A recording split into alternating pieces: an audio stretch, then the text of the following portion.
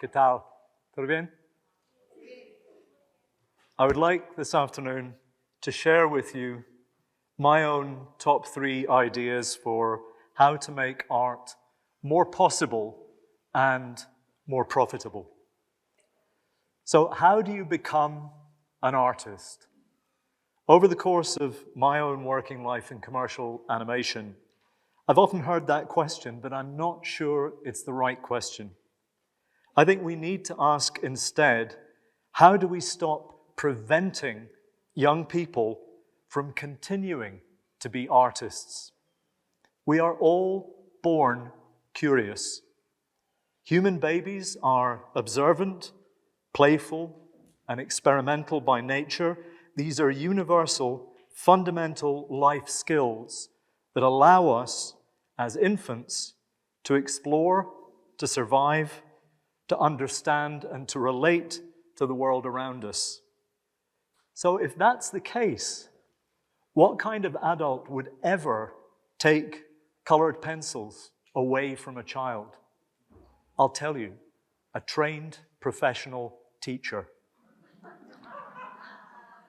Up until the age of 5 or 6, all children are actively encouraged to be artistic, to make a mess, to draw pictures, to dig in the sand and paint their faces. And yet, when children leave kindergarten, most are suddenly pushed through an invisible wall, beyond which they are told the skills that matter are reading, writing, and counting. I'm sure most people in this room have witnessed a teacher telling a child to stop drawing silly pictures and pay attention. Yeah? We now know that drawing, sketching, scribbling, doodling can in fact be highly effective ways of helping us to pay attention.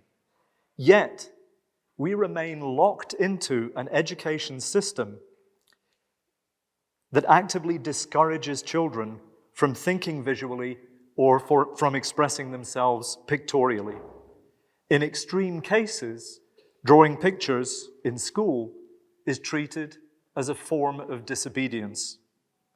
But we live in a world where billions of people interact every day with animated pictorial content displayed on high-resolution portable screens.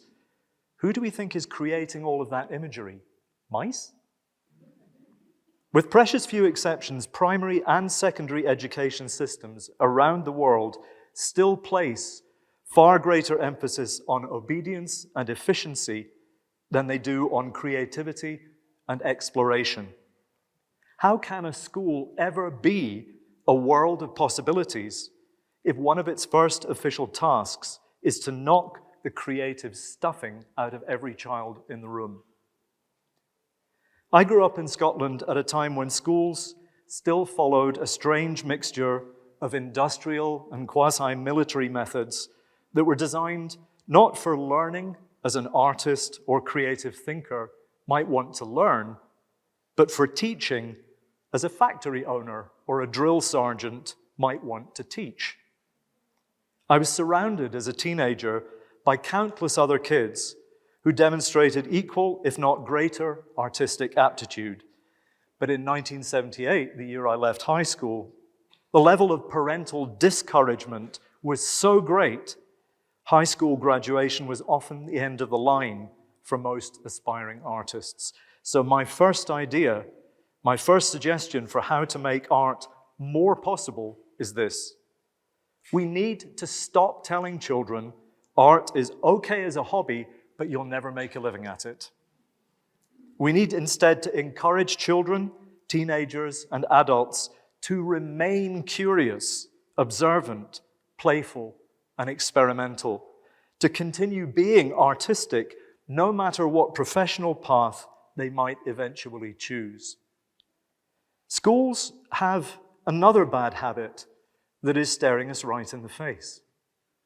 If a child shows enthusiasm for sport, let's say football, the parents, with encouragement and help from the school, will find the child a coach, get them on a junior league team, and watch proudly as they go out with all their friends and compete. Almost identical support will be provided for a child who demonstrates musical prowess. An instrumental teacher will be found, the child will join a youth orchestra, and everyone will applaud when all the children go out on stage and perform together.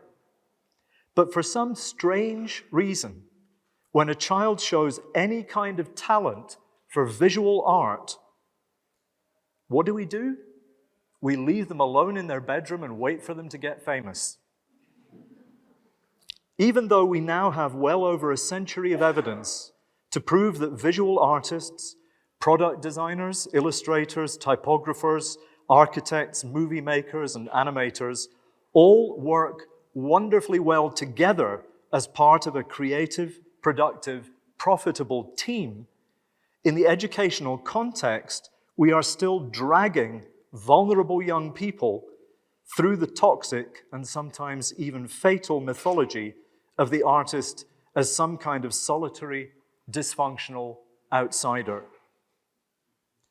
Even in those rare cases where solo artistry is celebrated, we single out individual artists and turn them into cult figures. At its worst, we have the caricature of the lone, misunderstood genius who lives in obscurity, dies in poverty, and then, posthumously, spawns a colossal merchandising empire that generates revenue from the tragedy of their life's narrative. Neither one of these attitudes is helpful, either to the young people who actively want to develop their artistic abilities, or to the global audiences and markets that hunger for their input. Yet, most governments are still slave to the idea that true artists are, by nature, lonely outsiders. We even talk about the creative industries as though they were something distinct and separate from the rest of the regular economy. The implicit idea that people are, for the most part, working in industries that are proudly, defiantly uncreative should worry all of us. Most of all, it should worry the policymakers. While the non-creative majority is expected to function comfortably within a country's economy, national and local policy often imply that the artistic minority needs constant help. Artists need to be subsidized. Such an approach, I would argue, perpetuates the stereotype of artists as lonely, helpless souls in need of protection and patronage. And this is where my second idea, my second suggestion comes in. If we genuinely want to make art more possible, we should recognize and celebrate the fact that artists are happier, they're way more productive, and often longer lived if we train, equip, and encourage them to work together in teams, in exactly the same way that we encourage productive teamwork in everything from rugby to Shakespearean theatre. Nobody in the 21st century needs to struggle, suffer, or die in obscurity simply to prove to the world that they are worthy of the title artist. Please, let's keep our artists happy and alive. And please, let's relieve them of the burdens of isolation, expectation, and public scrutiny, which in the past have often combined to cut short so many promising careers. Most universities that do provide courses in animation, for example, currently focus only on the creative and the technical skills. Very few schools currently train producers, accountants, or contract lawyers. The assumption seems to be that somebody somewhere has a big machine that can make all this creativity pay. And year after year, the job of the universities is simply to offer up all this fresh creative talent to that machine. Inspired by pioneering work that was done by educators in Germany, Scotland, and the United States, it's been possible for me to bring here to Mexico practical learning templates that put animation students together with experienced professionals who have already designed, developed, produced, and profited from original creative animation ideas within the commercial Hollywood model. Two particular areas of knowledge discussed and explained at length in these workshops are of pivotal importance to the future success of the animation industries here in Mexico. Number one is an understanding of contract law. Number two, the creation, control, and exploitation of original intellectual property. We have a saying in English, did this happen by accident or by design? For me, that's the best possible definition of design. Design is everything that is not an accident. Within the animation industries, every individual piece of artwork is created to help solve a specific problem. None of the artwork is ever purely decorative. And if we can solve every design problem related to animation production, then surely we can also solve the problems of distribution, exhibition, merchandising, and marketing. An animation crew is like a big visual orchestra made up of individual players. Unlike Vincent van Gogh, my job as an animation artist is not to draw attention to my own particular abilities or my own life story. I need instead to hone my skills so they can shine quietly and often anonymously as part of a collective effort to communicate a universally meaningful narrative to the largest possible paying audience. There is an almost inexhaustible supply of biographies of Walt Disney. By contrast, I have only ever found one biographer of his brother, Roy, without whose limitless patience, prudence, and commitment, none of his brother's dreams, movies, or projects could ever have been realized. Very few people consider Roy Disney's contribution to be sexy or interesting. Artists often treat non-artists, including managers and money men and money women, with condescension and disdain. In order to cling on to our delicate Van Gogh self-image, we often feel we have to talk and act as though money is the last thing on our minds. If we sell out, we lose our authenticity as artists. Well, speaking personally, I'm a lot less worried about my perceived artistic authenticity, whatever that might be, than I am about my health insurance or my retirement plan.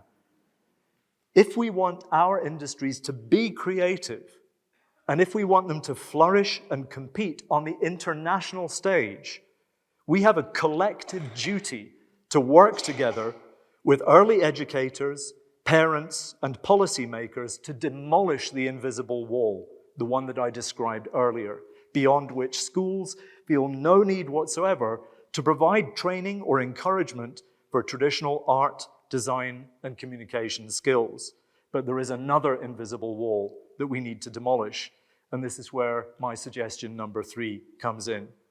We need to get rid of the wall between creative and technical talent and financial and entrepreneurial spirit. We need to bring everyone together and train them at the same time under the same roof. If we don't do this, the current predatory model, which encourages those young people with business savvy to identify and exploit those young people with creative skills or technical knowledge, that model will continue unchecked. And I would argue that it's an outdated model that has done more than enough damage already. We also need to move our thinking from what we call below the line, to use the movie industry terminology, for dispensable or interchangeable service positions on a production. We need to move our thinking to above the line, which is where all the profit participation exists for those whose working contributions are deemed essential to the success of a movie, a series, or a video game. Many universities currently support and train large numbers of specialist animation artists and technicians until they are also prepared to train a comparable number of students in the equally vital financial, legal, and organizational skills. Countries like Mexico and Scotland will continue to hover below the line. Unless we move above the line, we can only ever expect to see and lament the steady exodus of precious talent, and we will only prolong our chronic overdependence on low-cost, short-term service work. Mutual respect for and between the three main skill sets, artistic, technical, and economic, is essential if our goal is to build a truly prosperous and competitive animation and creative sector. But that can only happen if, within education and government, art, design, and communication skills are recognized as valuable components of the economy and not dismissed as some kind of decorative external appendage. And that, in 3 short steps, is the art of possibility idea that I would like to spread today. Gracias.